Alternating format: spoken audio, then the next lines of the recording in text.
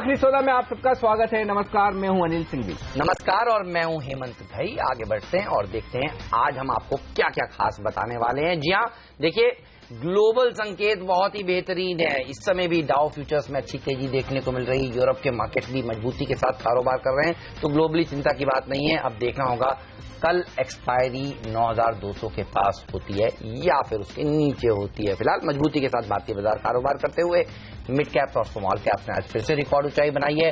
Bank Nifty ने record ऊंचाई बनाई है और 17 महीने की ऊंचाई पर पहुंच चुका है रुपया।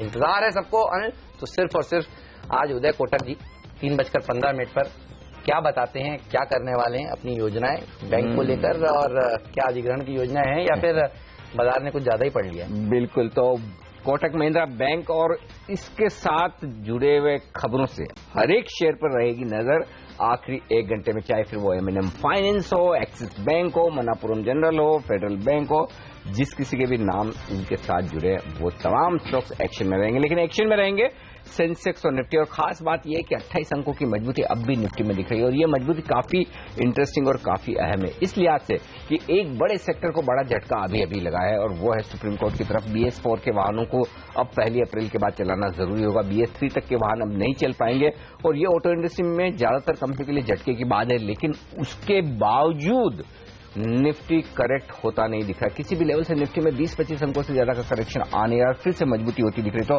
बाजार बेहद मजबूत है, इसमें कोई डाउट नहीं है, और पूरी की पूरी क्रेडिट आप दे दीजिए बैंकिंग शेयरों को, बैंक निफ्टी को। आज फिर से नया लाइफ हाई बैंक निफ्टी ने बनाया, नया life high mid cap index ने बनाया है, स्मॉल कैप इंडेक्स ने बनाया, और रुपया 17-18 महीनों की ऊंचाई पर। यूकाल फ्यूल अभी अभी हमने बताया था कि सारी ऑटो कंपनियों के लिए खराब खबर है, लेकिन देखिए वो शेयर के लिए अच्छी खबर, क्योंकि ऑटो एंसिलरियों को काम काज ज्यादा मिलेगा।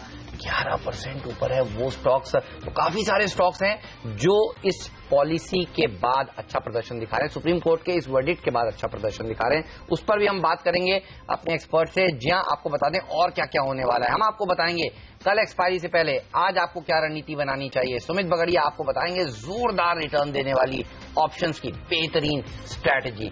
उदय कोटक की प्रेस कॉन्फ्रेंस से आपको क्या अपेक्षाएं करनी चाहिए।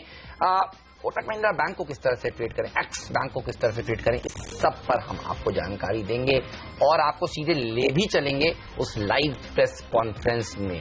साथ ही मार्केट एक्सपर्ट अजय बग्गा से जानेंगे कि उनको इस समय बाजार में कौन से सेक्टर सबसे अच्छे लग रहे हैं, और रोज की तरह ये भी बताएंगे निफ्टी को कैसे ट्रेड करें, कहां लॉन्ग करें, कहां शॉर्ट करें। BTST STBT आइडियाज भी इसी शो में आपको मिलने वाले हैं। तो कहां करें लॉन्ग, कहां करें शॉर्ट, ये बड़ा सवाल है। इसका जवाब लेने के पहले एक बार बाजार का हाल बताऊं आपको। मिड कैप इंडेक्स थोड़ा सा नीचे आता दिख रहा है, 2 पॉइंट नीचे मिड कैप इंडेक्स एकदम फ्लैट हो चुका है। थोड़ी सी प्रॉफिट बुकिंग मिड कैप शेयरों में आती हुई दिख रही है। और सुमित बगड़े हमारे साथ है, और सुमित से सबसे पहले शुरुआत हीरो मोटोकॉर्प के साथ की जाए। सुमित, अभी अभी इस शेयर ने नई कमजोरी दिखाना शुरू की और दिन के लोएस्ट पॉइंट पर पहुंचा है। तो हीरो मोटोकॉर्प अब तेजी से गिरता हुआ, निफ्टी पे टॉप लूजर 3200 पर आता हुआ, 4% का नुकसान। यहां पर सबसे ज्यादा मार पड़ रही है पूरे ऑटो सेक्टर के डिसीजन की। क्या 3200 पर शॉर्ट है ये? 3200 पर थोड़ा सा रिस्की हो जाएगा अनिल जी। प्योर न्यूज का इम्पैक्ट है, ऑलरेडी 100 रुपए नीचे गिर चुका है, तो एकदम 3200 पे शॉर्ट करना थोड़ा सा रिस्की हो जाएगा, क्योंकि ये इसके सपोर्ट लेवल्स है डेली चार्ट के हिसाब से। थोड़ा सा यहाँ से अगर पुल बैक मिलता है 3240-50 के आसपास तो शॉर्ट बन सकता है। नीचे में टारगेट भी कोई बहुत बड़े तो नहीं दिख रहे, क्योंकि ओवरऑल ऑटो पैक्स में सभी स्टॉक्स का स्ट्रक्चर मजबूत है। उसमें से हीरो मोटोकॉर्प भी एक स्टॉक है। इमीडिएटली अगर इसके अंदर फॉल देखने को मिलता है यहाँ से अभी और, तो फिर वो शायद 3130 के लेवल तक, 3130 के लेवल्स तक हमको देखने को मिल सकता है। तो अगर कोई शॉर्ट बनाता है तो थोड़ा सा पुल बैक बनाना चाहिए 3230, 3240, और स्ट्रिक्ट स्टॉप लॉस से करना चाहिए। 3300 का टारगेट रहेगा, 3120, 3130 के आसपास तक का। और बात जब हीरो मोटोकॉर्प की हो रही है, तो आप तो कैश मार्केट के स्टॉक्स के चार्ट भी इसमें बहुत बखूबी देखते हैं। ये बताइए, यूकाल फ्यूल्स, कुछ ही देर पहले हमारा सवाल ये था कि अब काम तो बढ़ने वाला है ऑटो एंसिलरी कंपनियों का, क्योंकि जो नए नियम है उसके तहत इन कंपनियों को बड़े ऑर्डर्स मिलने वाले हैं। यूकाल फ्यूल्स अभी अभी प्रकाश दीवान हमारे शो पर आए, उन्होंने कहा खरीद लीजिए, जब 4% ऊपर था, अब है 14% ऊपर, तो बोलने के बाद 10% बढ़ गया है, अब लीजिए 15%। क्या और ऊपर जा सकता है? आपका लेवल क्या है इस पर? यस, बिल्कुल और बढ़ेगा ये स्टॉक। इस स्टॉक ने ब्रेकआउट दे दिया है, और पिछले 3 महीने का इसने जो रेजिस्टेंस लेवल था उसको क्रॉस करके विद वॉल्यूम के साथ ये ब्रेकआउट दे रहा है। 210 रुपए के आसपास ये ट्रेड कर रहा है। आप ये मान लीजिए जो तेजी हम अभी देख रहे हैं 14 से 15 टके की इतनी डबल तेजी हमको दोबारा देखने को मिलेगी ये स्टॉक के अंदर प्रेजेंट लेवल से, यानी 15% की तेजी आप मान के चले हमको यहां से और देखने को मिल सकती है स्टॉक के अंदर, जिसके अंदर यहां से 20 से 30 रुपए की तेजी देखने को मिल सकती है और ऊपर में हमको 230 इमीडिएट टारगेट देखने को मिल सकता है। उसके बाद 240 तक भी ये जा सकता है। I think existing long positions बिल्कुल इसके अंदर होल्ड करनी चाहिए और फ्रेश लॉन्ग भी अगर लेना चाहते हैं तो 210 के आसपास लें 230 के टारगेट के लिए। तो बोलते बोलते सर्किट लगने की तैयारी हो रही है, 18% ऊपर हो गया। कैश मार्केट के स्टॉक्स में तो यही खास बात है कि देखिए जहां अच्छे फंडामेंटल्स हो, खबर बढ़िया हो, तो भागने के लिए पूरा माहौल बना हुआ है इन तमाम शेयरों के लिए। एक और शेयर जो बढ़िया मजबूत होता दिख रहा है वो है केन इंडिया। 30% ओपन इंटरेस्ट बढ़ता हुआ और 1% स्टॉक मजबूत है। देखिए कल बोर्ड बैठक है वेदांता की और उसमें डिविडेंड पर विचार किया जाएगा और साथ ही संभावना ये भी बताई जा रही है कि केन इंडिया और वेदांता के मर्जर की अब फाइनल अप्रूवल आरबीआई की आने की तैयारी में। अगर ऐसा हो जाता है तो केन इंडिया के शेयर होल्डर्स को भी उस डिविडेंड में हिस्सा मिलेगा। ये एक बड़ा डेवलपमेंट कल हो सकता है अगर ये हो जाए तो। अच्छा ये बताएं तो फिर क्या केन इंडिया को खरीदना चाहिए? स्टॉक मजबूत होता हुआ दिख रहा है। वायदा कारोबार में किस तरह की पोजीशंस बनी है सुमित? यस एब्सोल्युटली अनिल जी, खरीदना चाहिए। ये स्टॉक का स्ट्रक्चर वैसे भी मजबूत ही है और हमने देखा है कि ये स्टॉक ने लोअर लेवल से बहुत अच्छी तेजी दिखाई है। इनफैक्ट केन और वेदांता दोनों ही साइमल्टेनियसली साथ साथ चल रहे हैं और वन वे तेजी दिखा रहे हैं पिछले 3 से 4 महीनों का अगर हम चार्ट देखेंगे ट्रेंड देखेंगे तो अभी इमीडिएटली भी अगर देखते हैं 300 इसका साइकोलॉजिकल लेवल है केन का। जैसे ये लेवल टूटेगा तो हमको ऊपर में 325 से 330 तक का मूव देखने को मिलेगा। 8 से 10% की तेजी केन के अंदर हमको देखने को मिल सकती है। अगर न्यूज पॉजिटिव आती है तो इसके अंदर ये मूव हमको देखने को मिलेगा। चार्टिकली देखते हुए ऐसा लगता है कि तेजी का ही मूव बनना चाहिए। 285 के आसपास का स्टॉप लॉस होगा, उस स्टॉप लॉस से बाय करें। 325 330 के टारगेट। इसी बीच बाजार ऊपरी स्तर से थोड़े से हल्के होते हुए दिख रहे हैं। आप देखिए मिड कैप इंडेक्स लाल निशान में आ गया है। निफ्टी कुल 18 पॉइंट ही ऊपर है। कौन से स्टॉक्स हैं जो गिरावट की तरफ जा रहे हैं? तो ऑटो कंपनियों के नाम ही हैं इसमें। देखिए हीरो मोटो, आइशर, टाटा मोटर, डीवीआर, ये सब नीचे हैं। बैंक ऑफ बड़ौदा ये इंटरेस्टिंग स्टॉक है। देखिए ये लाल निशान में आ चुका है, हरे निशान से भेल जैसे शेयर। जी एंटरटेनमेंट ये देखिए तेजी से फिसला है, लाल निशान में आया है, हरे निशान में था 5-7 मिनट पहले। तो यहां पर थोड़ा सा नजर रखिएगा, थोड़ा दबाव जरूर देखने को मिल रहा है। लेकिन अगर मैं एक्सपायरी के लिहाज से पूछूं, ये बताइए कौन से 1-2 स्टॉक्स हैं जो शॉर्ट कवरिंग कैंडिडेट हैं आज और कल में, जहां पर एक शॉर्ट कवरिंग मूव की एक्सपेक्टेशंस की जा सकती हैं? बताइए सुमित। देखिए तेजी के हिसाब से अगर हमको देखना है तो मुझे ऐसा लगता है कि वोल्टास के अंदर हमने एक ब्रेकआउट देखा है। वोल्टास ने एक अच्छा खासा ब्रेकआउट मूव दिखा दिया है और 405 के आसपास बहुत लोगों के शॉर्ट पोजीशंस के स्टॉप लॉस होंगे। इसके अंदर ये और तेजी दिखाएगा जिसके अंदर हमको ऊपर में 425 430 तक के मूव देखने को मिल सकते हैं। आई थिंक वोल्टास के अंदर बाई करके चलना चाहिए। ये स्टॉक में यहां से एक तेजी देखने को मिलेगी। 425 430 इमीडिएट टारगेट होंगे और दूसरी तरफ आरईसी में एक ऐसा लगता है कि यहां से और भी तेजी देखने को मिलेगी। ये स्टॉक ने वैसे ही अच्छी रैली दिखाई है और अभी यहां से ऐसा लग रहा है कि 190 और 200 के लेवल्स हमको देखने को मिल सकते हैं। आरईसी के अंदर भी बाय करके काम करना चाहिए। 178 180 ये लेवल्स के आसपास बाय करें। ऊपर में टारगेट 190 और 200 जल्दी ही हमको देखने को मिलेंगे। तो आरईसी में आप कर सकते हैं खरीदारी, ये राय है आपके लिए। तो इंटरेस्टिंग रुझान दिख रहा है। कुछ और स्टॉक्स जो बड़े एक्शन में है, भारतीय इंफ्राटेल 5% मजबूत, फाइनली सारी हिस्सेदारी बिकने के बाद अब चलना शुरू हुआ है। कल नहीं भागा था, आज भागा है 334-35 के आसपास। खरीदा जाए इसे? यस बिल्कुल अनिल जी, कल भी ध्यान होगा तो मॉर्निंग के सेशन में हमने इसमें बाय कॉल दिया था। ऐसा लग रहा था कि ये स्टॉक ब्रेकआउट दे रहा है और एक अच्छी तेजी बननी चाहिए। 345 से 350 के टारगेट दिए थे जो कि लगता है अचीव हो जाएंगे। 333 के आसपास ये स्टॉक अभी ट्रेड कर रहा है। इमीडिएटली फ्रेश लॉन्ग पोजीशंस भी इनिशिएट की जा सकती है। एक्जिस्टिंग लॉन्ग पोजीशंस को बिल्कुल होल्ड किया जा सकता है। 330 से 333 के आसपास बाय करें। 320 का स्टॉप लॉस और ऊपर में टारगेट 345 350। अच्छा ये बताइए ऑप्शन में कोई बेहतरीन रणनीति आज बनाएं और कल एक्सपायरी के दिन हो फायदा, ऐसी कोई रणनीति बताइए निफ्टी में, बैंक निफ्टी में। जी बिल्कुल, मैंने एक्चुअली वेनिला कॉल बनाया है क्योंकि अभी एक ही दिन बच गया तो मोस्टली जो मैं स्ट्रेटेजीज बना रहा था उसके अंदर प्रीमियम की वजह से रिस्क और रेशो मैच नहीं हो रहा था। इसके लिए एक नेकेड वेनिला कॉल बनाया है निफ्टी और बैंक निफ्टी दोनों के अंदर। निफ्टी का जिस तरह का चाल हमको देखने को मिल रहा है और जिस तरह का स्ट्रक्चर है उसको देखते हुए ऐसा लगता है निफ्टी के अंदर तेजी ही बनी रहनी चाहिए। अब दोबारा अगर निफ्टी डे हाई तोड़ता है या तो आज या फिर कल के सेशन में जो आज का हाई लगा है तो हमको 9,200 तक का मूव कल एक्सपायरी तक हमको देखने को मिल सकता है निफ्टी के अंदर। 9,100 जब तक नीचे में टूटेगा नहीं तब तक कोई दिक्कत नहीं लग रही है। आई थिंक प्रेजेंट लेवल्स पे 9,150 का कॉल जो कि 15-18 रुपए के आसपास मिल रहा होगा उसको बाय करना चाहिए। नीचे में 8 रुपए का स्टॉप लॉस, बहुत अच्छा रिस्क रिवॉर्ड रेशियो है। अगर ये स्टॉप लॉस हिट हो जाए तो निकल जाना चाहिए, लालच नहीं करना 8-10 रुपए का। अगर नहीं हिट होता है तो प्रॉफिट बहुत अच्छे आएंगे। 40 से 50 रुपए की रैली हमको 40 से 50 रुपए तक का मूव हमको एक ही दिन के अंदर देखने को मिल सकता है। दूसरी तरफ बैंक निफ्टी के अंदर भी ऐसा लगता है कि ये ब्रेकआउट मिल चुका है। 21,500 21,700 तक का मूव हमको देखने को मिल सकता है। शायद और भी शॉर्ट कवरिंग हमको देखने को मिल सकती है। बैंकिंग से रिलेटेड सारे स्टॉक्स भी मजबूत है, इंडेक्स भी मजबूत है। 21,400 का कॉल 50 से 60 रुपए के आसपास खरीदारी करें, 20 रुपए का स्टॉप लॉस लगाए और 200 पॉइंट की अगर रैली मिल जाती है हमको बैंक निफ्टी में कल की क्लोजिंग तक तो ये 21,400 की कॉल की वैल्यू 130 से 150 तक हमको कल ही देखने को मिल सकती है। ओके, तो निफ्टी का कॉल ऑप्शन खरीदें, बैंक निफ्टी का कॉल ऑप्शन खरीदें, ये राय है सुमित की। सुमित काफी बुलिश है। सुमित, आप मुझे जब आप इतने बुलिश हैं और ये सरकारी बैंकों में बड़ी तेजी बन रही, कोई एक बताइए कौन सा बैंक खरीदा जाए इन लेवल पर? अनिल जी, बहुत सारे बैंक अच्छे लग रहे हैं सरकारी बैंकों में। एक्चुअली ये ऐसा मूव देख के ऐसा लग रहा है कि after a long time base बना के यहाँ से सब स्टॉक हटने वाले हैं। ओरिएंटल बैंक हो गया, यूनियन बैंक हो गया, कैनरा बैंक हो गया, बैंक ऑफ बड़ौदा, सभी अच्छे लग रहे हैं। बट अगर आप एक स्टॉक का नाम पूछना चाहते हैं तो कैनरा बैंक आई थिंक अभी प्रेजेंट लेवल्स पे अच्छा लग रहा है, बहुत लुक्रेटिव है। कैनरा बैंक को बाय कर लेना चाहिए। 302 के आसपास ये स्टॉक अभी ट्रेड कर रहा है। प्रेजेंट लेवल्स पे इसको बाय करें, 8 रुपए नीचे का स्टॉप लॉस लगाए और ऊपर में टारगेट 325 330 आने वाले 2 से 4 दिनों के अंदर हमको देखने को मिल सकता है। तो कैनरा बैंक और सीएनबीसी आवास की सूची खबर तो आपको पता ही है दोपहर में जो हमने ब्रेक करी, और वो ये है कि नई एनपीए पे एक पॉलिसी आ सकती है जिसका ऐलान जल्द हो सकता है और उस एनपीए पॉलिसी में बैंकों को ये अधिकार दिया जाएगा कि वो कितना हेयर कट ले सकते हैं। एनपीए का रिजोल्यूशन हो गया तो ये सरकारी बैंकों में अच्छी तेजी और बनेगी और कल भी अच्छी डिलीवरी बेस्ड बाइंग यहां पर नजर आई है। जाने का वक्त है, लेकिन सुमित मुझे एक बार फिर से बताइए, यूकाल फ्यूज जो आपने बोला था 15% ऊपर, अब तो वो सर्किट लग गया 20% का। जिन्होंने खरीदा है ये बताइए वो कौन सा लेवल ध्यान में रखें कल, क्योंकि ये खुलेगा और अगर कल भी मजबूत खुला तो फिर लोगों को जानना है लेवल्स कौन से इंपॉर्टेंट है, एक बार दोहराइए प्लीज। बिल्कुल, बात करने के बाद भी 8 से 10 रुपए बढ़ चुका है। 10 से 12% स्टॉक ऊपर था और इतना ही मूव और ऊपर देखने का 14 से 15% स्टॉक ऊपर था और इतना ही मूव और एक्सटेंड की उम्मीद है, यानी 15% और 230 232 तक के लेवल्स इमीडिएटली देखने को मिल सकते हैं। एग्जिस्टिंग पोजीशंस को बिल्कुल होल्ड करें। स्टॉक सर्किट पे अगर बंद देता है तो ये पॉजिटिव और कल तेजी में खुलने के ही संकेत होंगे।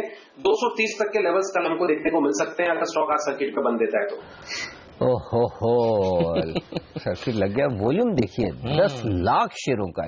इस तरह के स्टॉक में कब 10 लाख शेयरों के वॉल्यूम देखने को मिलता है। खबरों का दम, रिकमेंडेशन का दम और सबसे पहले स्पॉट करने का दम। जो हेमंत ने आपको सबसे पहले स्पॉट करके सवाल पूछा, देखिए हमने पूछा कि ऑटो एंसिलरी स्टॉक्स और प्रकाश दीवान जी ने बताया ये शेयर तो कॉम्बिनेशन जबरदस्त है, सीएनबीसी आवास का कॉम्बिनेशन। बिल्कुल, ये है स्क्रीन का एक्शन जो आपके लिए, और देखते देखते स्टॉक 20% ऊपर। वक्त एक ब्रेक का, और इस ब्रेक के उस पार हमारे साथ जुड़ेंगे अविनाश गोरक्षकर और सर्वेंद्र श्रीवास्तव। बताएंगे बाकी बचे हुए सेशन के लिए आपके लिए स्ट्रेटेजी। बने रहिए हमारे साथ।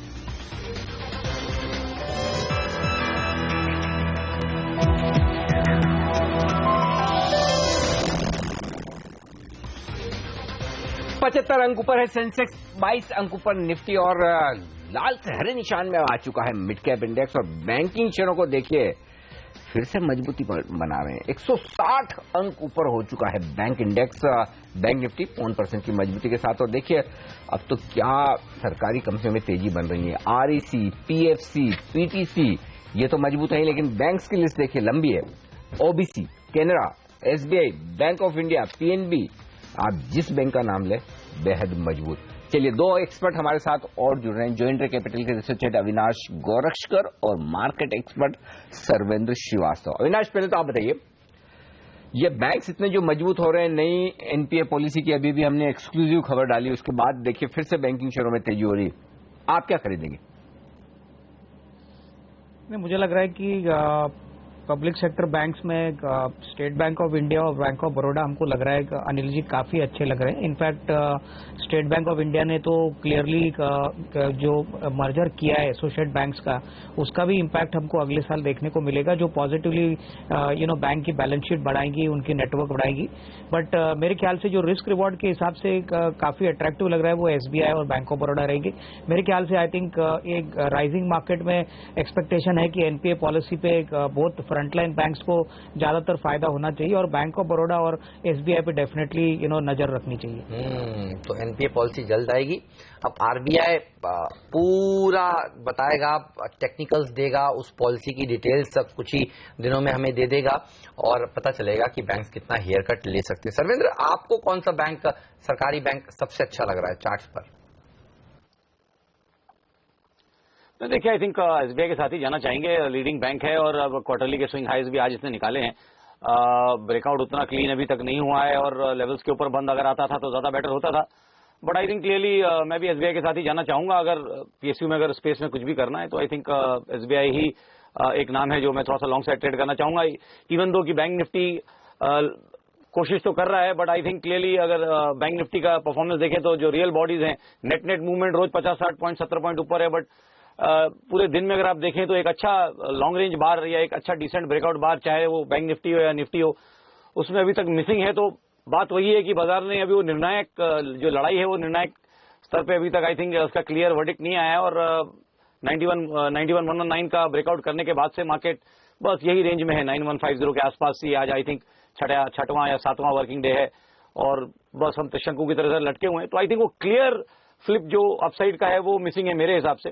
बट अगर करना है तो क्लियरली एसबीआई के साथ ही जाना चाहूंगा। नहीं सरवंत, अच्छा ये एसबीआई तो ठीक है, मार्केट पे थोड़ा आपका व्यू क्लियर कीजिए। मतलब आप कह रहे हैं कि 9150 9200 के पार नहीं जाएगा, बाजार थोड़ा यहाँ पर कमजोर लग रहा है या प्रॉफिट बुकिंग वाला माहौल दिख रहा है, क्या कह रहे हैं आप? नहीं, मैं बिल्कुल वही बोल रहा हूं। मतलब जैसे ये ब्रेकआउट जो हुआ 9119 का, जब ब्रेकआउट हुआ उसके बाद से अगर आप देखें तो डिसाइसिवली कुछ एक निर्णायक जिसको बोलते हैं जो battle of bulls and bears में एक ब्रेकआउट आ जाए और डिसाइसिवली उस लेवल से 3-4-5% ऊपर बाजार टिक जाए और इस तरह का ब्रेकआउट जो कंफर्मेशन होता है, एक 3% का फिल्टर जो हम एक लगाते हैं किसी भी ब्रेकआउट में, आई थिंक वो 2-3% के फिल्टर में अभी तक वो कंफर्मेशन नहीं आया है। तो मेरा मानना यही है कि मैं लास्ट 3-4 हफ्ते से वही लेके चल रहा हूं कि जब तक इसमें क्लियर ब्रेकआउट नहीं दिख जाए तब तक कैंप नहीं चेंज करूंगा। कैंप अभी भी थोड़ा सा नेगेटिव साइड में हूं और ट्रेड्स वही हैं, ना तो स्टॉप लॉस हो रहे हैं और ना ही तो टारगेट ज्यादा आ रहे हैं। उसी एक 50-100 पॉइंट की रेंज में हम अटके हुए हैं।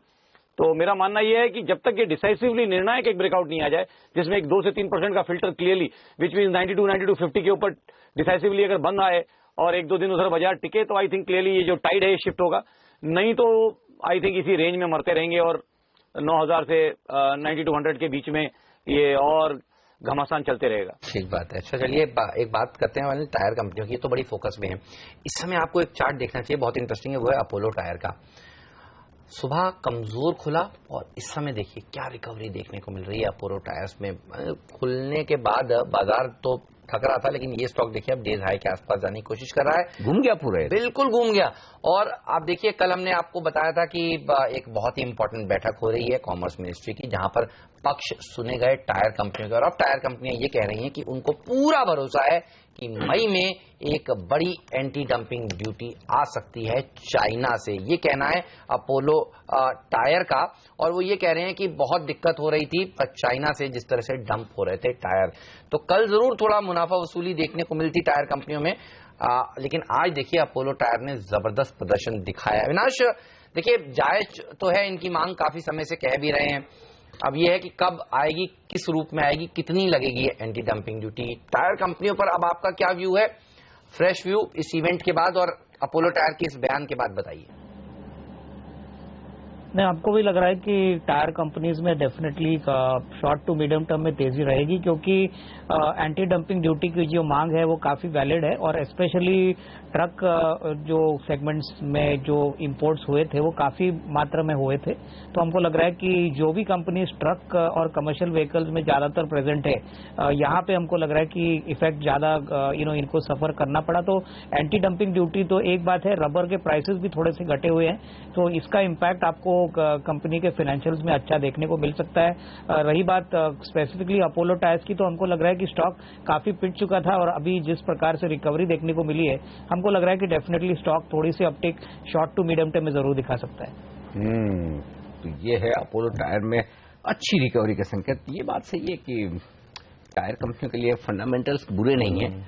नेचुरल रबर के दाम बढ़ना बंद हो गए हैं और वो एक बड़ा पॉजिटिव। क्रूड नीचे है, रुपया मजबूत है। सीएट भी देखिए मजबूती के साथ ट्रेड करा चाहिए, तो बैन में है, सीएट बैन में, और उसके बावजूद देखिए एफएनओ में ये मजबूती के साथ ट्रेड करता सीएट बैन में। अब मेरे ख्याल से आज या कल, दो में से एक दिन, कल तो पक्का ही निकला, आज ही निकल जाएगा ऐसा लग रहा है बैन। अच्छा, 25% ओपन इंटरेस्ट गिर गया एक्चुअली। तो देखते हैं दिन के अंत तक कितने रोल ओवर्स होते हैं। अभी तक 51% के आसपास के रोल ओवर्स है सीएट में।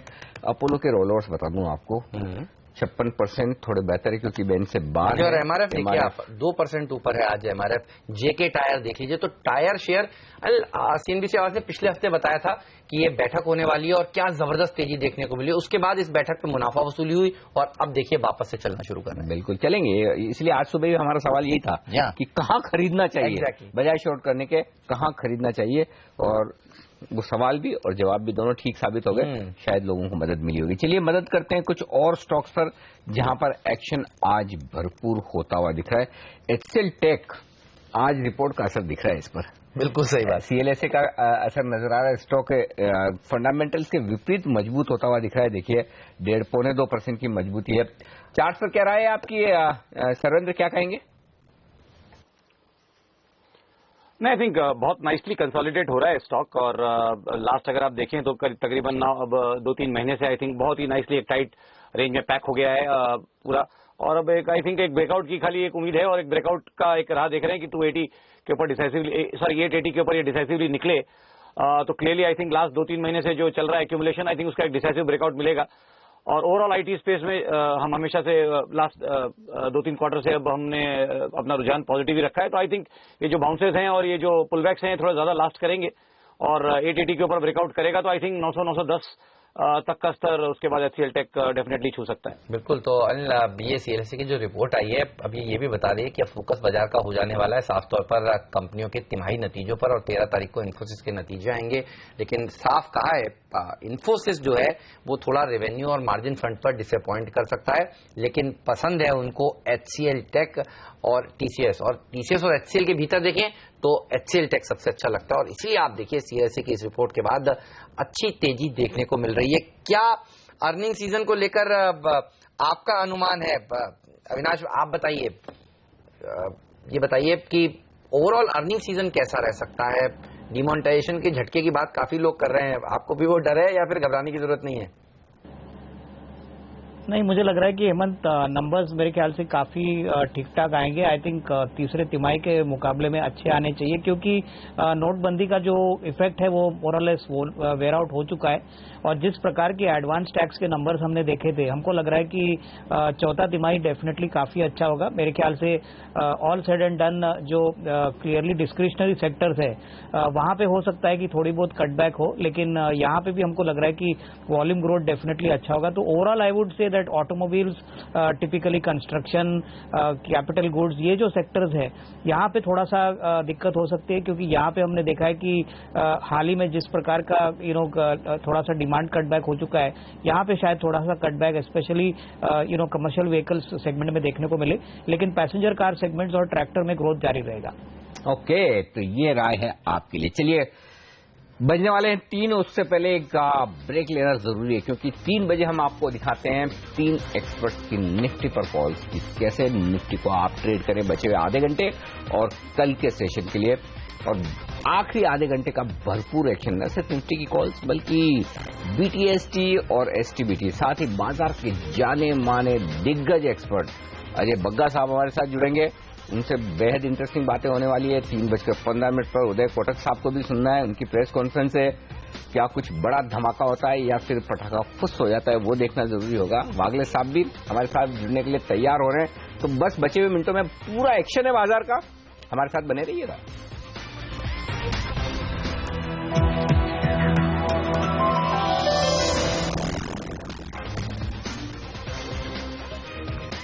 75 अंक ऊपर है सेंसेक्स और 25 अंक ऊपर है निफ्टी, और बैंक निफ्टी में है 150 अंकों का जबरदस्त उछाल। बच चुके हैं 3 और वक्त है निफ्टी पर टॉप ट्रेडिंग कॉल्स लेने का। हमारे एक्सपर्ट्स हैं और सबसे पहले आपके सामने बता दें, हेमंत कपाड़िया ने आपको भेजी है रणनीति निफ्टी पर। कह रहे हैं कि खरीदारी कीजिए, बस 9100 के नीचे थोड़ा सा स्टॉप लॉस लगा लीजिए। 9170 के टारगेट आज और कल तक के लिए लीजिए। और निशांत जैन इनके टारगेट बिल्कुल हूबहू मैच करते हैं। वो भी कह रहे हैं कि 9170 तक जा सकता है निफ्टी। 9070 का स्टॉप लॉस रखें और इनका जो टारगेट है वो 1 से 2 दिन में अचीव हो सकता है। सर्वेंद्र हमारे साथ हैं। सर्वेंद्र बताइए निफ्टी पर आपका व्यू क्या है? नहीं, बिल्कुल आई थिंक लास्ट हफ्ते की रणनीति जो कैरी फॉरवर्ड है वही लेके चलना चाहूंगा। आई थिंक बड़ा क्लोज टू रिवर्सल्स है, बट आई थिंक उसी फ्लो के साथ जाना चाहूंगा। बट स्ट्रेटजी थोड़ी अलग रहेगी इस बार, इन द सेंस क्योंकि कल एक्सपायरी है, थोड़ी वॉलेटिलिटी ज्यादा है, तो जो लोग ऑलरेडी कैरी कर रहे हैं आई थिंक 9140 के ऊपर अर्ली क्लोजिंग बेसिस के हिसाब से स्टॉप लॉस रखें। थोड़ा सा मॉडिफाई किया आज के हाई के ऊपर, तो 9141 के ऊपर रख लें। लास्ट टाइम वो स्टॉप लॉस 9136 पे था, तो एक 3-4 पॉइंट का उसमें एक फेवरबल किया है। बट जिसको फ्रेश करना है वो मेरा मानना है कि आज के लिए जो अगर इनिशिएट कर रहा है तो बहुत ही सेफ है कि अगर 9100 का पुट ले लें कल के लिए, क्योंकि ये ट्रेड भी अब एक और दो ही दिन के लिए है, कल तक के लिए ट्रेड वैलिड है। तो 9100 का पुट ले लें तो इनबिल्ट 15 पॉइंट आई थिंक 14 या 15 रुपए का चल रहा है, तो इनबिल्ट वो 15 पॉइंट का इनबिल्ट स्टॉप लॉस हो जाता है। और जो ऑलरेडी फ्यूचर्स कैरी कर रहे हैं वो 9141 पे स्टॉप लॉस रख लें। ओके, तो ये राय आपके लिए निफ्टी पर। और वागले साहब भी जुड़ चुके हैं हमारे साथ, स्वागत है सर आपका। स्टॉक्स पे बात करें उससे पहले आप भी बताइए निफ्टी पर क्या करेंगे इस वक्त? आफ्टरनून अनिल जी, मैं निफ्टी पे बाय करके ही चलूंगा। स्टॉप लॉस होगा 8980, मेरा टारगेट होगा 9180। ओके, तो यहाँ पर तेजी का व्यू। वागले साहब तो काफी दिनों से बुलिश हैं। 9180 का टारगेट दे रहे हैं निफ्टी पर। सुप्रीम कोर्ट ने एक झटका तो दिया है कुछ ही देर पहले ऑटो कंपनियों के लिए, जब उन्होंने ये कह दिया कि BS3 व्हीकल्स 31 तक ही बिकेंगे, उसके आगे बिकेंगे और रजिस्ट्रेशन नहीं होंगी। और आप देखिए ऑटो शोरूम में दबाव देखने को मिल रहा है। अब सबकी नजरें जो टिकी हुई हैं वो टिकी हुई हैं आज लिकर कंपनियों का भविष्य चैनल कैसे रहने वाला है। आप देखिए हाईवे पर जो लिकर की होटल्स हैं, रेस्टोरेंट्स हैं, उनको चालू रखने की बात है या फिर उनको भी बंद करना पड़ेगा, 500 मीटर के दायरे से बाहर जाना पड़ेगा, इसके ऊपर फैसला लेना। और उससे पहले देखिए सारी की सारी लिकर कंपनियां बुलिश होती हुई, रेडिको खैतान 7% ऊपर, जितने भी लिकर के शेयर हैं, यूनाइटेड स्पिरिट्स सब ऊपर है, मैकडोवेल सारे। तो ये वो स्पेस है जिस पर अब नजर रहने वाली है। अगले आधे घंटे में हम उम्मीद कर रहे हैं कि आज अंतिम फैसला निकल कर आ जाएगा। अच्छी बात है, कम से कम आज फैसलों का दिन है। हाँ, आज फैसलों है ना। BS4 को लेकर भी फाइनली फैसला आ गया, तो डिसीजन आ जाए तो तलवार लटकी हुई रहती है, हटे खत्म हो आगे बढ़े। एक तलवार जो है 2 दिन से लटकी हुई है, वो भी आज खत्म होने वाली है। अच्छा, अजय बग्गा साहब हमारे साथ जुड़ चुके हैं, मार्केट एक्सपर्ट, उन्हीं से पूछते हैं। बग्गा साहब स्वागत है। आप तो खुद बैंकर रह चुके हैं और आपसे बेहतर उदय कोटक जी को कौन जानता है। ये बताइए कुछ फैसला होगा या फिर इंतजार करना पड़ेगा अभी मर्जर और एक्विजिशन के लिए, जो पतंगे कल से उड़ रही हैं, क्या होगा? देखिए हेमंत, अगर तो ये NBFC खरीद रहे हैं कोई जिसका करार हो चुका है तब तो अनाउंसमेंट आ जाएगा। अगर होस्टाइल टेकओवर की तरह है या सूटी के अंदर से खरीद रहे हैं तब मुझे नहीं लगता आज अनाउंस करेंगे। आज फिर फंड रेजिंग की ही अनाउंसमेंट आएगी और ओवरऑल कुछ माहौल की बात करेंगे। तो ये बिल्कुल बाइनरी आउटकम है आज का। हो सकता है कि NBFC टेकओवर का अनाउंसमेंट आ जाए या हो सकता है सिर्फ फंड रेजिंग और आगे चल के क्या इनके प्लान्स हैं उस तरह का अनाउंसमेंट। तो बहुत कहना मुश्किल है हेमंत, अभी पता लग जाएगा आधे घंटे में क्या आता है। ये बात है 10 मिनट बाद 3:15 पर उनकी प्रेस कॉन्फ्रेंस शुरू होने के लिए शेड्यूल्ड है। लेकिन ये बताइए कुछ नहीं आए अगर केवल वो यही कहें जी हम इतनी शाखाओं से बढ़ाकर शाखाएं इतनी करने वाले हैं, हमारी योजनाएं देश में बहुत बड़ी हैं, बहुत सारा काम करना बाकी है, अगर इस तरह के बयान आए और कोई औपचारिक ऐलान ना तो NBFC को लेकर आए ना ही किसी एक्सिस बैंक को लेकर आए, तो क्या होगा? एक्सिस बैंक के लिए भी बताइए, कोटक के लिए भी। सबसे पहले तो एक्सिस बैंक गिरेगा और कम से कम यहाँ से 15 रुपए और गिरना चाहिए एक्सिस बैंक। कोटक बैंक या तो बढ़ेगा या स्टेबल रहेगा, गिरेगा नहीं कम से कम। कोटक महिंद्रा बैंक की कल एक बोर्ड बैठक 12,000 करोड़ रुपए के आसपास, इसी वजह से वो बढ़ने को लेकर कॉन्फिडेंस नहीं है। अगर उनका एक्सिस बैंक का एक्विजिशन नहीं है तो, क्योंकि एक्सिस बैंक में एक बात तो पक्की है, अगर एक्सिस में कुछ आया तो वो हॉस्टाइल है, सहमति से नहीं है। नहीं, सहमति से होता तो एक्सिस की भी बोर्ड बैठक होती। सही बात है। तो वो दोनों नहीं है, तो इसका मतलब तो क्लियर है कि अगर वो हॉस्टाइल तरीके से एक्सिस बैंक को खरीदना चाहते तो कोटक के लिए बहुत अच्छी बात नहीं। तो मना कर दिया, मना भी कर दिया। और तो कुल मिलाकर फिर वो अगर कुछ एक्सिस बैंक को लेकर आया तो वो नेगेटिव होगा कोटक बैंक के लिए, तो वो जो लग नहीं रहा। तो कोटक बैंक न बढ़ेगा न गिरेगा, ये हो सकता है। M&M फाइनेंस के लिए लग नहीं रहा डील आएगी, क्योंकि दिन के लो पॉइंट पर आ गया। देखिए 15 रुपए तो निकल गया, 5% ऊपर रिश्तों से गिर गया। भारत फाइनेंशियल इंक्लूजन का भी वही हाल है, कल से गिर रहा है। फेडरल बैंक ने वैसे ही बोल दिया। तो मुझे लगता है कि ज्यादा शायद कुछ ना हो। अगर कैसा रहे ये कहें कोटक साहब की हमारा बैंक बड़ा महान है, बहुत अच्छा काम किया है, आगे बड़ी ब्रांचेस खोलेंगे, एक्सपेंशन प्लान करेंगे। मेरा गट फीलिंग तो यही है कि आज केवल बड़े बड़े बयानबाजी होने वाली है और शायद कोई बड़ा औपचारिक ऐलान ना निकल कर आए, लेकिन ये गट फीलिंग ही है। तो देखना होगा और हम सब इंतजार कर रहे हैं। ये बताइए अविनाश, आपकी क्या अपेक्षाएं हैं? कुछ होगा बड़ा या फिर वैसा वाला मामला होगा, खोदा पहाड़ निकली चुईया? नहीं, मुझे लग रहा है कि हेमंत, जैसे आपने कहा कि कोई बड़ा अनाउंसमेंट आएगा ऐसा लग नहीं रहा है, और आई थिंक प्राइसेस में ये ऑलरेडी रिफ्लेक्ट हो चुका है। कोटक बैंक का भी शेयर अगर हम देखें, अगर हम महिंद्रा एंड महिंद्रा फाइनेंस का भी स्टॉक देखें, तो इसमें ऑलरेडी थोड़ा बहुत ये रिफ्लेक्ट हो चुका है। मेरे ख्याल से आई थिंक मार्केट्स इनकी लैंग्वेज को अच्छी तरह से रीड करेगी कि आगे की स्ट्रेटेजी क्या होगी। हालांकि डायरेक्टली ऐसा कोई कमेंट आएगा ऐसा नहीं लग रहा है, बट मेरे ख्याल से मार्केट डेफिनेटली कीनली अवेट करेगी कि आइदर M&M फाइनेंस या एक्सिस बैंक यहाँ पे आगे इनकी क्या स्ट्रेटेजी हो, ये यहाँ पे जरूर क्वेश्चनिंग होगी, और मैनेजमेंट इसको कैसे जवाब देगा वो मेरे ख्याल से काफी इंटरेस्टिंग होगा सुनने के लिए। चलिए, तो इंतजार तो है और कुछ ही वक्त बचा है। 3:08 हो चुके हैं। 3:15 पर वो बैठक शेड्यूल्ड है। हमारे बैंकिंग एडिटर प्रदीप पंड्या भी वहां पर मौजूद हैं। उसके बाद एक इंटरव्यू भी देने वाले हैं उदय कोटक सारे मीडिया चैनल्स को, और हम आपको सुनाएंगे उनकी जुबानी वो क्या बता रहे हैं। लेकिन अगर एक्सिस बैंक के साथ डील आ जाती है, अगर वो ये कह देते हैं कि देखिए आज तो नहीं कर रहे, लेकिन इनकार भी नहीं कर रहे, हमारे रडार पर है, क्योंकि इसकी पॉसिबिलिटी ज्यादा लग रही है। आज शायद अनाउंसमेंट ना आए, लेकिन मन तो है, पहले भी वो कह चुके हैं। वो ना तो साफ तौर पर नहीं करेंगे। अगर आज उन्होंने कह दिया नो कमेंट्स, हम खरीदना चाहते हैं और बाजार ये मानकर इसको ऐसे चले, तो क्या होगा? नो कमेंट में ठंडा हो जाएगा मामला। या तो वो सीधा बोले कि हाँ हम हॉस्टाइल टेक ओवर के लिए ओपन है या इंटरेस्ट है, तब तो अब एक्सिस बैंक चलेगा। अगर वो खाली ये कहते कि नो कमेंट्स, तो फिर उसमें एक्सिस बैंक भाग जाए कल, वैसा लगता नहीं है। क्योंकि देखिए अल्टीमेटली एक्सिस बैंक को 500 के ऊपर चलने के लिए अब कोटक का पुश चाहिए। ठीक बात है। वो अगर साफ साफ ना मिले तो फिर कोटक को हाँ। अब उसके बाद क्या होगा हेमंत? उसके बाद ये होगा कि आज की प्रेस कॉन्फ्रेंस और कल की इवेंट को मिलाकर जोड़कर लोग देखने की कोशिश करेंगे कि जो इतना पैसा इक्विटी के जरिए रेज कर रहे हैं वो कोटक साहब इस्तेमाल कहाँ करने वाले हैं। क्या बैंक को वाकई में पैसे की जरूरत है या फिर ये इस तरह के एक्सपांशन के लिए वो पैसा ले रहे हैं? तो वो इंटरेस्टिंग हो जाएगा। एक्विजिशन लेड स्ट्रेटेजी रही है बग्गा साहब इनकी। मुझे याद है इन्होंने जिस तरह से पहले बैंक को एक खरीदा और उसको इंटीग्रेट किया, हाल ही में एक छोटी MFI को खरीदा, और बीच में खबरें आती रही कि शायद ये इच्छुक हैं एक और SKS micro finance Bharat financials को खरीदने के लिए। ये बताइए आपका क्या मानना है, आगे चलकर ये बैंक कितना बड़ा बैंक बनने वाला है? क्योंकि आज चर्चा ये भी आ रही थी कि अगर दरअसल ये एक्सिस बैंक के साथ विलय कर लेगा तो बड़े बड़े जो पुराने बैंक हैं ICICI, HDFC बैंक, उनको कंपटीशन के तौर पर थोड़ी मुश्किल हो सकती है। देखिए हेमंत, मार्केट कैप के तौर पे तो कोटक बैंक ICICI से आगे निकला था पिछले हफ्ते। कुछ दिनों के लिए मार्केट कैप बड़ी थी, तो 1,60,000 करोड़ अगर कोटक बैंक है और 60,000 के लगभग एक्सिस है जहां तक मुझे याद आता है, तो ओवरऑल काफी एक बड़ा बैंक बन जाता है अगर इनका मर्जर अनाउंस होता है। दूसरी बात यह है कि उदय कोटक का क्रेडिट जो एनालिसिस है, जो क्रेडिट की अंडरस्टैंडिंग है, वो बहुत बेहतरीन है। आई थिंक HDFC बैंक के अलावा अगर आप किसी की क्रेडिट क्षमता के ऊपर आप A+ देंगे तो वो उदय कोटक रहेंगे।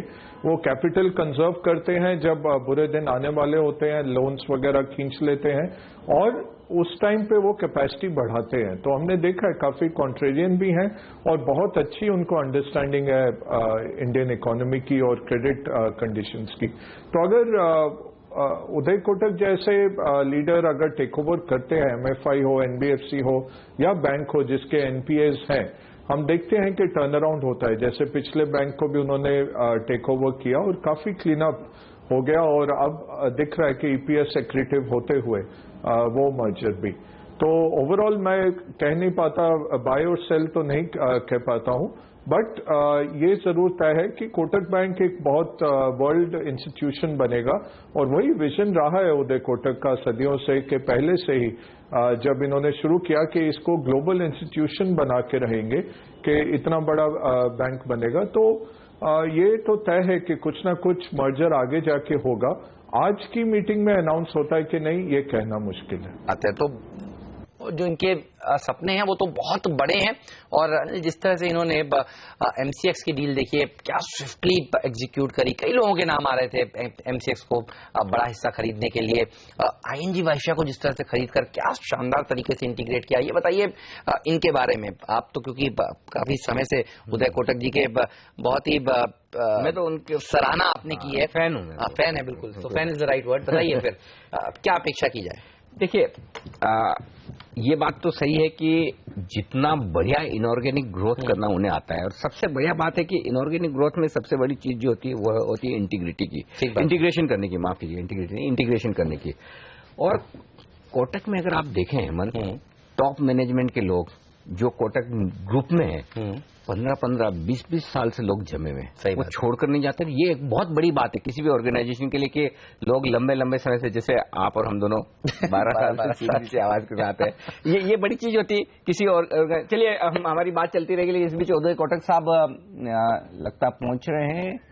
अच्छा, ये तो फाइल फुटेज है। अच्छा, हमारी पुरानी फुटेज चल रही है। हमें भी लगा समय से पहले कैसे आज बोलने लगे। 3:15 का इनका समय। हाँ, आप बताइए। आप बहुत इंटरेस्टिंग। तो बेसिकली मुझे लगता है कि इनका एक सिंपल चीज है।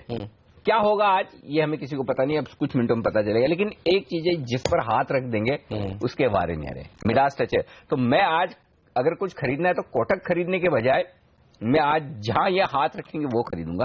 और अल्टीमेटली कोटक तो एक ऐसा स्टॉक है जो आपके पोर्टफोलियो में हमेशा होना ही चाहिए। सही बात है। कोटक बैंक तो बहुत ही बढ़िया शेयर। अच्छा बागले साहब, आप तो लॉन्ग टर्म चार्ट देखने में माहिर हैं। कोटक महिंद्रा बैंक लंबी अवधि का चार्ट देखकर बताइए। आज हो सकता है छोटी मोटी डिसअपॉइंटमेंट हो जाए, लेकिन इस बैंक को खरीदने के लिए भी लोग देखिए बहुत आगे आएंगे। अगर कमजोरी होगी भी तो भी लोग खरीदने के लिए आएंगे। लॉन्ग टर्म में आपका टारगेट क्या है कोटक महिंद्रा बैंक पर? हेमंत, मेरा टारगेट मैंने पहले भी कहा है, आज भी कहता हूँ, 4 डिजिट है। 1100 के बीच में, 1050-1100 के बीच में। और टाइम भी ज्यादा नहीं लगेगा, 3 से 6 महीने का व्यू है। और शायद ये 1100 के ऊपर भी चला जाए। और आज की जैसे डिप है, शायद और भी 20-30 रुपए आती है तो मैं ऐड करने की सलाह दूंगा। ये राइट लेवल्स है और मुझे नहीं लगता ये स्टॉक 800 के नीचे जाएगा। बिल्कुल। तो 4 डिजिट आप समझ गए। यही सवाल लेने के पीछे मकसद था, क्योंकि बागले साहब तो देखिए शेयर पर काफी बुलिश हैं। ये भी HDFC बैंक वाला मामला है, must have in the portfolio. Yes, कोई डाउट ही नहीं है। प्राइवेट सेक्टर बैंक्स में अगर, और कैपिटल मार्केट की तेजी को खेलने का अगर सबसे बढ़िया कोई तरीका है इन्वेस्टमेंट के लिहाज से, तो वो कोटक महिंद्रा बैंक है। क्योंकि कैपिटल मार्केट की जब भी तेजी होती है तो सबसे ज्यादा जो बीटा मिलता है जिसे कहते हैं, वो इस बैंक में मिलता है। लेकिन इस बीच आपको तेजी या मंदी आज और कल के लिए कहां करनी है उसका वक्त हो चुका है 3:15, और यह वक्त है BTST या फिर STBT का। और उम्मीद करते हैं कि आज BTST ज्यादा हो। विशाल मलकान हमारे पहले एक्सपर्ट OBC खरीदने की राय दे रहे हैं। फ्यूचर्स कैसे खरीदेंगे, ये तो बैन में है। चलिए कैश में खरीदिएगा। स्टॉप लॉस 136, 145 का टारगेट है। वोल्टास आज का स्टॉप ऑफ हमारा अब भी खरीदे 404 के स्टॉप लॉस के साथ 430 के लक्ष्य के लिए। गर्मी का बेस्ट प्ले वोल्टास हम कहते हैं, देखिए क्या जोरदार प्रदर्शन दिखा रहा है। मनीष शर्मा क्या कह रहे हैं, वो कह रहे हैं डिश टीवी बेच दीजिए, यहाँ पर पैसा बनेगा आपका, आज बेचकर जाएंगे तो कल 103 का भाव देखने को मिलेगा, 109 का स्टॉप लॉस रखने की बात। और भारतीय इंफ्राटेल में खरीदारी करने की राय, आज जबरदस्त प्रदर्शन इसने दिखाया है। 2 दिन में देखिए 22% से ज्यादा हिस्सेदारी बिक गई और बड़ी हिस्सेदारी बिकने के बाद आज क्या अच्छा प्रदर्शन दिखाता हुआ 350 के लेवल कल आ सकते हैं, 328 का स्टॉप लॉस भी रखना चाहिए। सर्वेंद्र, आपके बीटीएसटी एसटीबीटी आइडियाज बताइए। नहीं, बिल्कुल, आई थिंक एक बीटीएसटी करना चाहूंगा, एक एसटीबीटी करना चाहूंगा, क्योंकि ब्रॉडली जैसे मैंने डिस्कस किया था कि ओवरऑल एक रेंज है, जब तक क्लियर डिसाइसिव ब्रेकआउट्स इधर साइड नहीं होते। तो पहला जो बीटीएसटी है वो मेरा रहेगा अपोलो टायर्स में। आई थिंक क्लियरली टायर्स पे हमने डिस्कस भी, आप भी कर रहे थे कि काफी एक्शन है वहां पे, तो मुझे लगता है कि कल के लिए अपोलो टायर्स लेके जाएं, 213 तक के स्तर ध्यान में रखें, आई थिंक उसको टारगेट लगा के रखें और एक स्टॉप लॉस लगाएं 206.40 पे कैश के लेवल्स है। और जो मैं बेच के जाना चाहूंगा वो है बाटा इंडिया। मेरे हिसाब से कल के सेशन में 530 का टारगेट नीचे में लगा के चले, उसमें आई थिंक क्लियरली स्टॉक में मोमेंटम लॉस है और 553.10 का एक स्टॉप लॉस लगा के रखे। वागले साहब, आप सेफ मत चलिएगा, दोनों बीटीएसटी दीजिए, आप तो इतने बुलिश है मार्केट पे। देखिए डे हाई पर मार्केट बंद हो रहा है, आपके लिए 9150 तक पहुंचाया। देखिए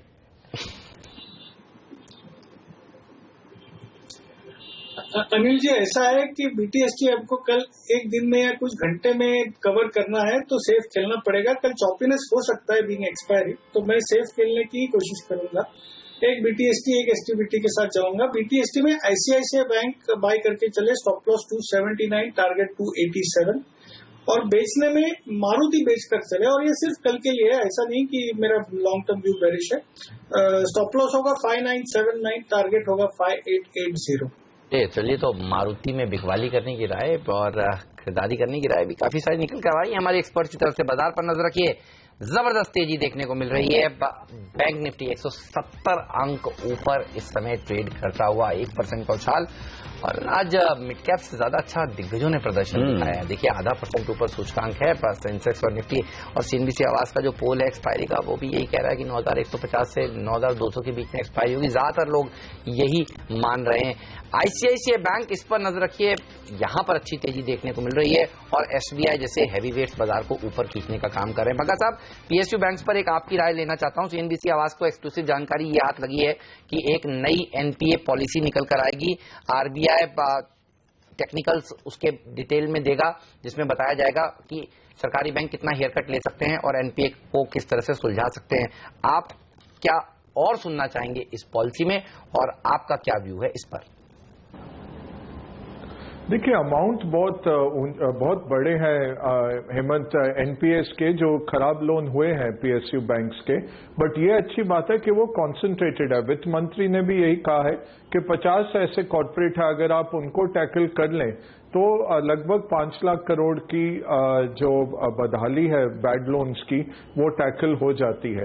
तो यही लगता है कि एक एम्पावर्ड कमेटी बनाई जाएगी जिसको पूरा एक पावर ऐसे दिया जाएगा कि आप डिसाइड करिए कितना हेयर कट, कितना इक्विटी आप एक्सटिंग्विश करेंगे और किस तरह से वाया मीडिया बनाएंगे इन लोन्स को टेक ओवर करने के लिए और इनके बैलेंस शीट से हटाने के लिए।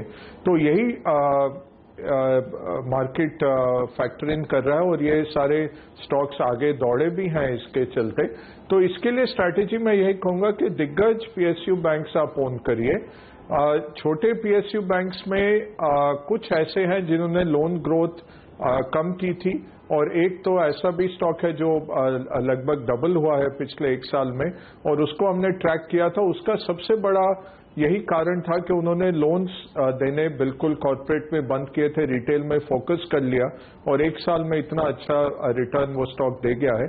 मैं नाम नहीं ले सकता कंप्लायंस की वजह से, बट आप थोड़ा रिसर्च करेंगे तो देख पाएंगे। बट पब्लिक सेक्टर बैंक्स में मैं यही कहूंगा अभी टाइम यही है, दिग्गज के साथ रहिए। एनपीएस का जैसे निवारण होगा, जिस तरह से निकल के आएगा, इनको स्ट्रेट बैलेंस शीट में फायदा उठेगा। अब इसमें एक डिस्क्लेमर ये है कि बहुत ऑलरेडी अच्छी परफॉर्मेंस 1 साल की रह चुकी है। PSU bank index private bank index से ज्यादा तेज दौड़ा है और मार्केट ने काफी कुछ फैक्टर कर लिया है। तो ये इसलिए मैं कहूंगा कि बड़े बैंक्स के साथ रहिए। छोटे बैंक्स दौड़ सकते हैं, बट फिर फंडामेंटल्स जब कैचअप करेंगे तो थोड़ा करेक्शन आ सकता है। बेटर रहेगा चुनिंदा जो 4-5 पब्लिक सेक्टर बैंक्स है उन्हीं में फोकस रखिए। ओके, तो आज का पहला टारगेट तो निफ्टी का 9150 का था, वो हासिल हो चुका है। वहां पर है इस वक्त 50 अंकों की मजबूती के साथ ½ % ऊपर 170 अंक 21400 ये है बैंक निफ्टी का लेवल। और ये जो लेवल देख रहे हैं आप बैंक निफ्टी का, ये है अब तक का लाइफ टाइम हाई लेवल। ये इस वक्त आपकी स्क्रीन पर फ्लैश होता हुआ दिख रहा है। तो मिड कैप, स्मॉल कैप, जबरदस्त। बैंक निफ्टी तो लाइफ हाइज का दिन है, अच्छी तेजी देखने को मिल रही है। अच्छा, जब ऐसे माहौल हो ना, जब बाजार में लाइफ हाइज लग रहे हो, तो फिर ब्रोकिंग कंपनियां भी पीछे नहीं होती। जेएम फाइनेंशियल देखिए, एडलवाइज देखिए। अच्छा, एडलवाइज कल आपने सुबह कहा था, हम बात कर रहे थे, और देखिए क्या तेजी देखने को मिली है। बागले साहब को तो याद होगा। बागले साहब ये बताइए, अब और कितनी रैली दिखा सकता है एडलवाइज? कल भी दौड़ा, आज भी ऊपर, और जेएम फाइनेंशियल भी ऊपर है। और जेएम फाइनेंशियल भी देखिए 50 रुपए के लेवल पर कितने दिन तक कंसोलिडेट किया एनालिस्ट ने, और अब देखिए 90 रुपए के आसपास पहुंच गया है। क्या तेजी देखने को मिली है ब्रोकिंग कंपनियों में, प्राइमरी मार्केट का एक्शन, सेकेंडरी मार्केट में तेजी बनती हुई, इन दोनों पर व्यू दीजिए बागले साहब। हेमंत, दोनों के बीच में I will go with the JM financials. एक फ्रेश ब्रेकआउट है, एडलवाइज में भी है, बट पैटर्न वाइज जेएम थोड़ा बेटर लगता है। एक 87 के लेवल से निकला है, उभर कर आया है। मैं समझता हूँ यहाँ पर बाइंग करनी चाहिए ये करंट लेवल्स पे, और मुझे लगता है ये 100 के पार जाना चाहिए अगले 3 से 4 दिन में। एक 84 का स्टॉप लॉस रखकर चले। बगर साहब, बहुत बहुत शुक्रिया आपका हमारे लिए वक्त निकालने के लिए, क्योंकि आखिरी 8 मिनट बचे तो ज्यादा स्टॉक्स पर ही बातचीत होगी, और वो देख लें कौन सा एक्शन बचा है। टायर शेयर जो हम लोगों ने बताए थे कि अपोलो टायर बढ़ने लगे, क्या तेजी हो गई। आप देखिए अपोलो टायर, आप देखिए उच्चतम स्तर पर पहुंच गया। आप सीएट भी आप देखिए डेज हाई पर पहुंच रहे हैं। तो बाजार में अब कल की प्रॉफिट बुकिंग के बाद आज ये टायर शेयर देखिए बढ़ने के लिए तैयार हो गए हैं। ये बताइए सर्वेंद्र, टायर शेयर में आपने शायद कहा था ना अपोलो खरीदना चाहिए, कोई टारगेट रिवाइज करना चाहते हैं क्या आप? जेके टायर भी देखिए कैश मार्केट का शेयर नीचे से ऊपर आ रहा है। ये भी नहीं, आई थिंक सबसे लिक्विड नेम अगर आप देखें तो आई थिंक अपोलो ही है। वायदा कारोबार में भी काफी लिक्विड स्टॉक है, और इसीलिए मैंने उसको चूज किया था। आई थिंक स्पेस तो पूरी अच्छी लग रही है, बट आई थिंक यहाँ पे जगह भी है। और कल के लिए तो मैंने तो कल के लिए बीटीएससी डाला हुआ है, उसमें मैंने 213 के टारगेट डाले हैं। बट अगर किसी का मान लीजिए 1 हफ्ते 10 दिन का भी अगर किसी का रुझान है, तो आई थिंक 225 से 230 तक का स्तर ये स्टॉक छू सकता है। बट स्टॉप लॉस वही सेम लगा के चलें, फिर स्टॉप लॉस को थोड़ा सा बड़ा करना पड़ेगा और 200 के नीचे लगाना पड़ेगा। तो 199 का अगर स्टॉप लॉस लगाते हैं तो 230 235 के टारगेट्स के लिए इस ट्रेड को ले सकते हैं। नहीं तो अगर बीटीएसटी कर रहे हैं तो 213 और 206 ये 2 स्तर रहेंगे स्टॉप लॉस और टारगेट के। आज तो सीएट भी तैयार है बैन से बाहर आने के लिए, लग रहा 30% ओपन इंटरेस्ट करंट सीरीज में तो बैन के बाहर आने के बाद अगले दिन पहला सौदा में आपके रडार पर आ जाता है। तो अभी पूछ लेते हैं, प्रीएम्प्ट कर लेते हैं। बागले साहब बता दीजिए, कल की बात आज ही बताइए, क्या आज इसको भी घर ले जाना चाहिए, बीटीएसटी करनी चाहिए?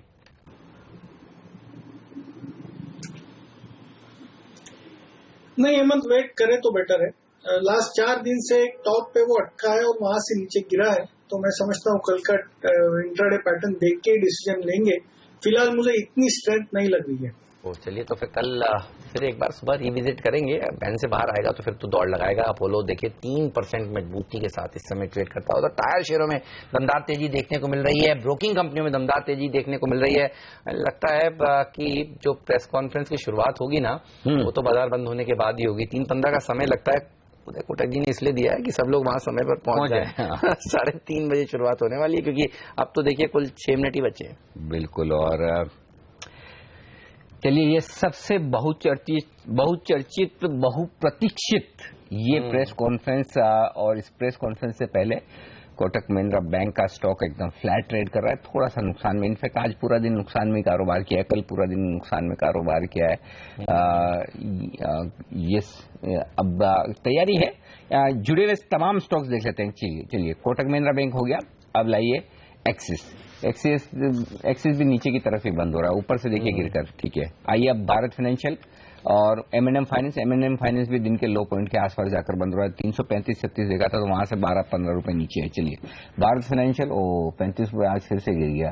तो मन्नापुरम भी देख लीजिए और फेडरल भी, दोनों भी ठंडे ही है। फेडरल थोड़ा बहुत बेटर प्रदर्शन दिखा रहा है, लेकिन मन्नापुरम भी ऊपर से देखिए, अब ये देखिए निचले स्तर पर दिन के लोस पर ये बंद होता हुआ नजर आ रहा है। तो कुछ ही देर में प्रेस कॉन्फ्रेंस होने वाली है। उदय कोटक जी खुद वहां पर मौजूद होंगे। मीडिया पूरी पहुंच चुकी है, कैमरेज बिल्कुल सेट हैं, लाइटिंग तैयार है, बस अब इंतजार है कि वो आएंगे और बात करना शुरू करेंगे। 5 मिनट बचे हैं, एक बार जल्दी से देख लेते हैं बाजार में और कौन से स्टॉक्स हैं जो एक्शन दिखा रहे हैं। तो आज साफ तौर पर ऑटो कंपनियों के लिए बेहद मुश्किल भरा दिन था। जिस तरह से BS3 व्हीकल्स की बिक्री अब 1 तारीख से 1 अप्रैल से नहीं हो पाएगी। आप देखिए अशोक लेलैंड को नुकसान होगा, यहां पर गिरावट देखने को मिली। बाकी ऑटो कंपनियां भी दबाव में कारोबार कर रही थी, लेकिन auto ancillary stocks equal fuel 20% के अपर सर्किट पर जाकर बंद हो रहा है। टायर शेयरों में तो हमने आपको बताया ही कि मजबूती के साथ आज के सत्र में कारोबार हो रहा है। कल का स्टार परफॉर्मर डिशमैन कैसे भूल सकते हैं, कल खुलते ही 20% का अपर सर्किट लगा और आज देखिए 8% की तेजी यहां पर देखने को मिल रही है। एडलवाइज, जेएम फाइनेंशियल्स अभी हमने आपको बताया अच्छा प्रदर्शन दिखा रहे हैं। पावर शेयरों ने आज अच्छा प्रदर्शन दिखाया है। हालांकि पावर की जो ऊपर कैबिनेट की बैठक थी वो नहीं हो रही है आज, लेकिन उसके बावजूद REC ने देखिए अच्छा प्रदर्शन दिखाया। PSE में तेजी देखने को मिली है। साथ ही रिलायंस डिफेंस जो कि अगली सीरीज से FNO में आ रहा है, उसमें आज अच्छी खबरों के दम पर कि 1 अप्रैल से ये CDR से बाहर आ रहा है, मजबूती देखने को मिली है। इंडिया बुल्स वेंचर्स जहां पर 2 इन्वेस्टर्स को वारंट्स जारी किए गए हैं, वहां पर तेजी देखने को मिली है। तो खबरों के दम पर कई शेयरों ने आज कमाल दिखाया है। एक और स्टॉक ग्रीव्स कॉटन, ये स्टॉक मुझे लगता है सेकंड हाफ में काफी तेजी से बढ़ता हुआ नजर आया और देखिए 8% मजबूत होता हुआ दिखा है। चार्ट पर एक राय ले ली जाए इस पर बंद होने से पहले या कुछ? 1 बजे के शो में हमारे साथ थे प्रकाश गाबा जी, उन्होंने कहा था 1 बजे से देखिए बढ़ना शुरू हुआ है। अच्छा, ये शेयर खरीदना चाहिए इंट्राडे के लिए और कब से बढ़ना है। क्या बात है। अब भी खरीदा जाए या देर हो चुकी है? सर्वेंद्र बताएं फटाफट चार्ट बाजार बंद हो उससे पहले। नहीं, आई थिंक लेना चाहिए, बिल्कुल काफी डिसेंट पैटर्न है और काफी डिसेंट एक्यूमुलेशन है। तो मैं तो थोड़ा सा लंबी अवधि के लिए बोलूंगा, जिसमें अगर 3-6 महीने के लिए तो एक मीडियम टर्म व्यू हो जाएगा। आई थिंक क्लियरली 200-210 के लेवल्स अगले 3 से 6 महीने में स्टॉक अगर इस ब्रेकआउट को सस्टेन करता है तो पॉसिबल है। स्टॉप लॉस लगा के रखें बनस्पत इसमें 150 के नीचे, और अगर किसी के पास 9 से 12 महीने का होराइजन है तो आई थिंक क्लियरली ये स्टॉक 300 प्लस के स्तर भी छू सकता है। तो आई थिंक अच्छा अक्यूमुलेशन है, अच्छा ब्रेकआउट है, लॉन्ग रहना चाहिए। इसी तरह का एक और चार्ट है ग्रू फाइनेंस। देखिए यहाँ पर भी पिछले 5-7 मिनटों में क्या अच्छी तेजी देखने को मिली है। तो कई शेयर सेकंड हाफ में काफी अच्छा प्रदर्शन दिखाते हुए। वक्त है भागले साहब और सर्वेंद्र जी, आप दोनों से विदा लेने का शुक्रिया, आप दोनों का समय निकालने के लिए और आज इस चर्चा में शामिल होने के लिए। अविनाश गुरक्षकर हमारे साथ बने रहेंगे। मनापुरम गिरा, लेकिन मुथूट फाइनेंस देखिए, मुथूट फाइनेंस 7% चल गया है। ये देखिए किसी का फायदा किसी का नुकसान पता नहीं। देखिए मुथूट फाइनेंस मुथूट ही आ रहा है ना, वो FNO में। अच्छा, मुथूट भी तो FNO में आ रहा है। वो आज FNO वाले शेयरों का दिन है। देखिए लेकिन अभी तो कल का अभी तो आएंगे, लेकिन आज से चालू हो गए, एक्शन चालू हो गया, मुथूट में चालू हो गया। बिल्कुल ठीक बात है। श्री सीमेंट भी आप सही कह रहे हैं, 2.5% श्री सीमेंट ऊपर है। देखिए ये भी FNO में आ रहा है, तो जाहिर सी बात है यहाँ पर भी एक्शन। कैपिटल फर्स्ट 2.5% ऊपर है, ये FNO में आ रहा है। श्री सीमेंट 2.5% ऊपर। जनरली FNO में आने से पहले ये कैश मार्केट में बढ़ जाते हैं, उसके बाद आने के बाद सबको रिलायंस डिफेंस 2.5% 3% ऊपर। तो ये लंबी लिस्ट है जो FNO में आने वाले शेयरों की। अभी तमाम शेयर अच्छी मजबूती में आते हुए दिख रहे हैं इस वक्त। तो इस खबर पर तो फिर वोल्टास और चलना चाहिए। मौसम विभाग ने जारी की चेतावनी और वो ये कह रहे हैं कि इस बार और भीषण गर्मी पड़ने वाली है। तो जब भीषण गर्मी पड़े तो हम तो कह रहे हैं कि Whirlpool, IFB, Voltas, blue star, ये सब तमाम शेयर अच्छा करते हैं। एक मिनट बताना जरूरी है। आखिरी मिनट में कोटक दिन के हाई पॉइंट की तरफ बढ़ रहा है। कोटक बैंक में तेजी होती दिख रही, कोटक का और एक्सिस बैंक दोनों का अगर दिखा सके। एक्सिस बैंक थोड़ा कमजोर होता हुआ दिख रहा है, बहुत ज्यादा नहीं हुआ, लेकिन 500 की तरफ बढ़ता हुआ दिख रहा है। और कोटक बैंक में देखिए पिछले मिनटों में कुछ तेजी होती हुई दिख रही है। इंटरेस्टिंग हो रहा है रुझान यहाँ पर। अब इन दोनों स्टॉक्स में अगर कोई एक कोरिलेशन करने की कोशिश करें। एक और स्टॉक जो दिन के हाई पॉइंट पर जाकर बंद हो रहा है वो है केन इंडिया। केन इंडिया देखिए 300 के पार निकला है। केन इंडिया के स्टॉक पर भी नजर रखिए, 300 पर FNO में मेरी स्क्रीन पर ट्रेड करता हुआ दिख रहा है। कैश में भी देखिए दिन के हाई पॉइंट पर आता हुआ दिख रहा है। ये स्टॉक कल वेदांता और केन दोनों पर नजर रखना जरूरी है। वेदांता की बोर्ड बैठक है डिविडेंड को लेकर। और वोल्टास और बढ़ने लगा, 6% मजबूत हो गया है मौसम विभाग की इस चेतावनी के बाद। दिन के उच्चतम स्तर पर पहुंच गया है। चलिए बाजार बंद हो चुका है और आप देखिए क्लोजिंग कहां पर आई है। 9,150 के आसपास समाप्ति हुई है, 50 से थोड़ा सा नीचे, लेकिन सेंचुरी मारी है सेंसेक्स ने भी और डबल सेंचुरी के करीब जाकर बैंक निफ्टी ने समाप्ति दी है। तो अच्छा ट्रेडिंग सेशन रहा है और कल सबकी नजर रहेंगी कि एक्सपायरी किन लेवल्स पर होती है। बिल्कुल, तो कुल मिलाकर बेहतरीन क्लोजिंग आज के बाजार की। आखिरी सौदा में आज के लिए इतना ही, लेकिन ब्रेक पर जाते आते देख लीजिए स्टॉक 2020 में आज कप्तानों ने प्रदर्शन किस तरह का दिखाया और ब्रेक के उस पार पेश करेंगे कोटक महिंद्रा बैंक की प्रेस कॉन्फ्रेंस और एक्सपर्ट्स का दमदार पैनल हमारे साथ जुड़ा रहेगा।